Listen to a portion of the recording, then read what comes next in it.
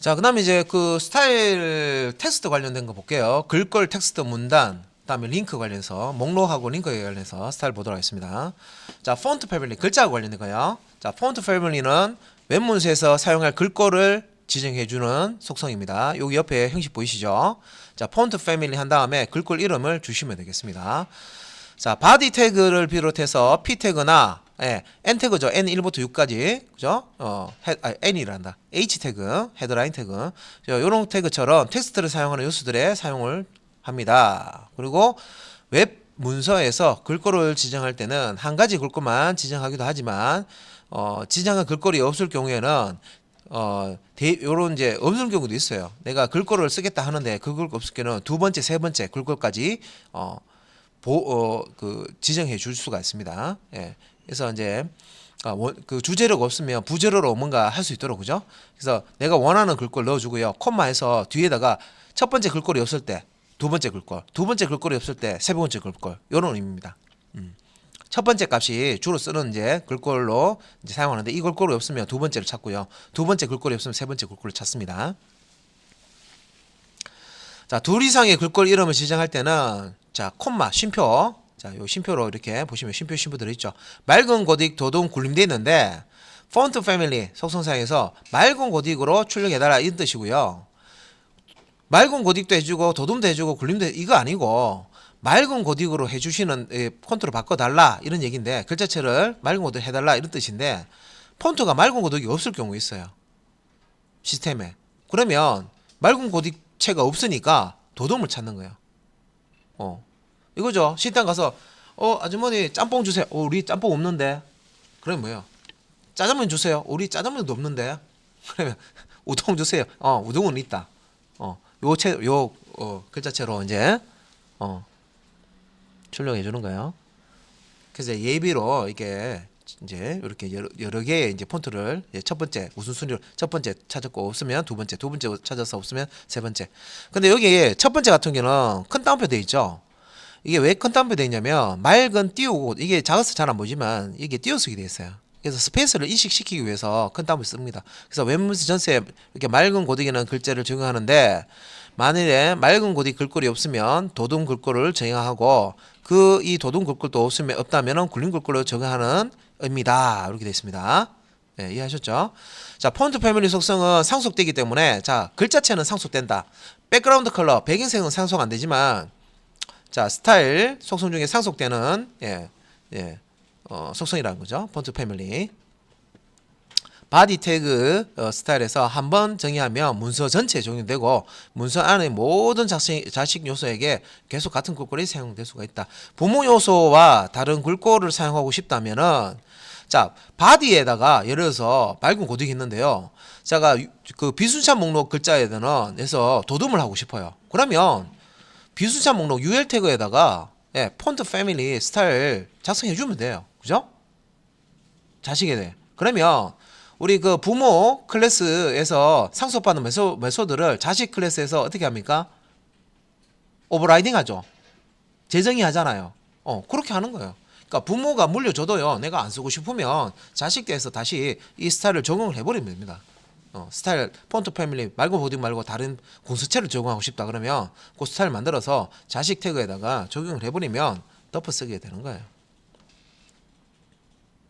그래서 요 밑에 부모 요소와 다른 글꼴을 사용하고 싶다면 태그 스타일이나 클래스 스타일을 이용해서 해당 요소에서 다른 글꼴을 정의할 수가 있다. 그런 뜻입니다. 자, 골뱅이 폰트 페이스라고 해서 웹폰트. 자, 웹폰트. 자, 웹폰트는 제가 구글 웹폰트 설명드렸죠. 그리고 왜 웹폰트가 필요한지도 설명드렸습니다. 자, 웹 문서 안에서 글꼴 정보도 함께 저장했다가 자, 사용자가 웹 문서에 접속하면은 글꼴을 사용자 시스템으로 따로 자동으로 다운로드시키는 글꼴. 이게 이제 웹폰트입니다. 사용자 시스템에 없는 글꼴이라도 웹 제작자가 의도한 대로 텍스트를 표시해 줄 수가 있다. 그래서 이제 웹폰트 여기 뭐 구글 폰트라고 나와 있죠, 그죠? 근데 뭐 구글에다가 구글 검색에서 구글 띄우고 웹폰트 하시면 요 사이트 주소 나옵니다. 외울 필요가 없고, 그죠? 그래서 이제 한글 폰트도 제공되고 있고요. 링크 항목에 소스 복사, 글꼴 이름 기억, 그다음에 웹 문서의 스타일 태그 안에 붙여놓고 폰트 패밀리 속성에 웹 폰트 글꼴 이름을 사용한다 돼 있죠. 그래서 여기서 링크 항목에 있는 이거는 구글 페이지에 들어가시면 이 폰트 쓰려면 이 폰트를 쓰기 위해서는 요 링크 를 이제 복사해서 써라 하고 설명서가 있었습니다. 그죠? 그 부분을 그 스타일 태그에 요겁니다. 요거 임포트라고 되는 거 이거를 우리가 타이핑하는 게 아니라 여기서 복사해서 붙여넣기 하시면 돼요. 붙여넣기 하시면 되고 그 다음에 이렇게 붙여놓은 다음에 요 폰트를 쓸 때 웹 폰트 구글에서 제공되는 웹 폰트를 쓸 때 요렇게 지정하세요 하는 스타일 태그 안에 패밀리 폰트 패밀리 속성을 어떤 값을 주세요 하는 것도 설명이 밑에 있었습니다. 그래서 여기서는 이제 나눔 고딕이라는 요 폰트 이름을 이렇게 주게 되면 구글 그 웹폰트에서 제공되는 나눔 고딕을 가져와서 여기 이제 현재 문서에 적용을 하는 겁니다. 그래서 .ng 나눔 고딕이죠. ng 다시 폰트라는 클래스명 선택자로 이렇게 스타일을 만들었기 때문에 적용할 때 클래스라는 속성, p 태그에 클래스라는 속성 사용해서 그죠? ng 빼기 폰트 이렇게 줬죠. 그러면 나눔 고딕 웹 폰트 사용 요 부분이 폰트가 지금 잘 구분 안 되는데 바뀌어져 있어요. 이렇게 쭉.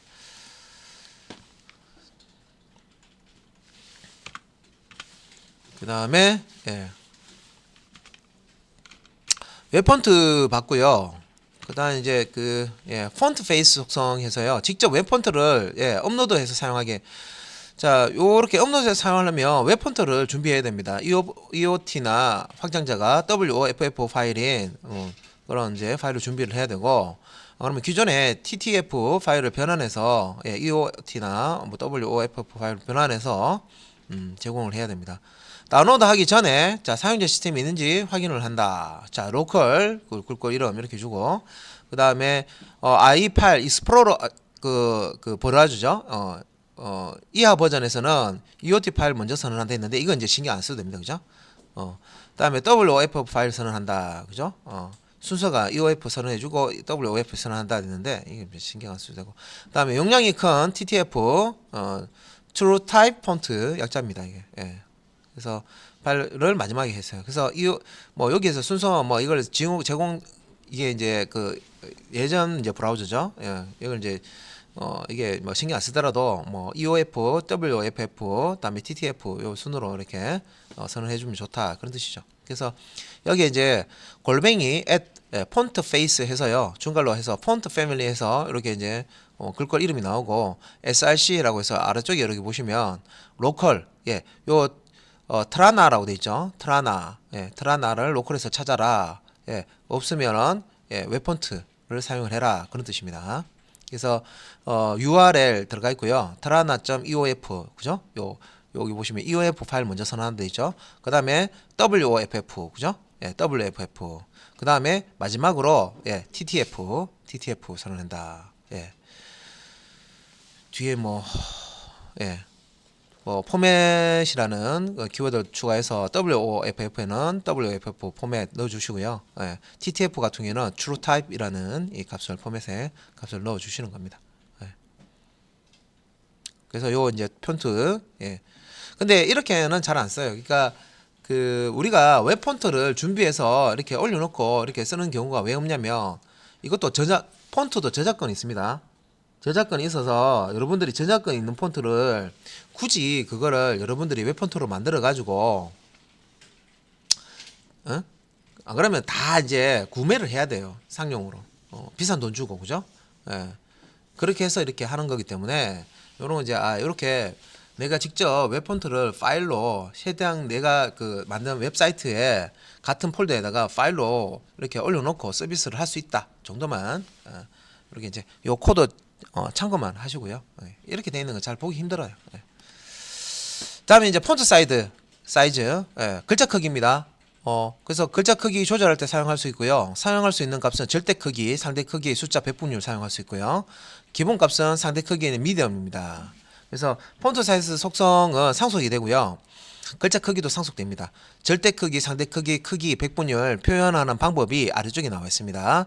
절대 크기는 XS 스몰, X 스몰, 스몰, 미디엄, 라지, X 라지, XS 라지. 예, 우리가 이제 상수명이라고 생각하시면 돼요. 이 글자가 하나의 어떤 값을 가지고 있고 XS 스몰이 제일 작고요. XS 라지가 제일 크겠죠. 상대 크기, 예, 요거는 라저와 스몰러 쓰는데 부모 요소의 글자 크기, 폰트 사이즈를 기준으로 해서 좀 더 크게, 좀 더 작게 이렇게 한 단계 크게, 한 단계 작게 이렇게 이제 크기를 주는 거고, 자 일반 그냥 크기는 브라우저와 상관없이 자 글자 크기를 직접 이제 지정하는 거고요. 픽셀 같은 거죠. 우리 이제 뭐 20픽셀, 30픽셀 이렇게 주는 거 있죠. 그다음 백분율, 퍼센트 기호를 사용해서요. 부모 요소의 글자 크기를 기준으로 해서 비율로 표시를 할 수가 있다. 그래서 여기 이제 일반 크기에 해당하는 이 단위가 있는데 EM도 있고 EX도 있고 PX도 있고 PT도 있습니다. 포인트라고 보통 이해하죠. 그래서 EM은 해당 글꼴의 대문자 M의 너비를 가로 폭이죠. 너비를 기준으로 크기를 조절한다. EX는 X 하이트 해당 글꼴의 소문자 X의 높이를 기준으로 크기를 조절한다. 보통 많이 쓰는 게 이제 이 픽셀 많이 쓰는데, 픽셀은 모니터에 따라서 상대적 크기가 된다.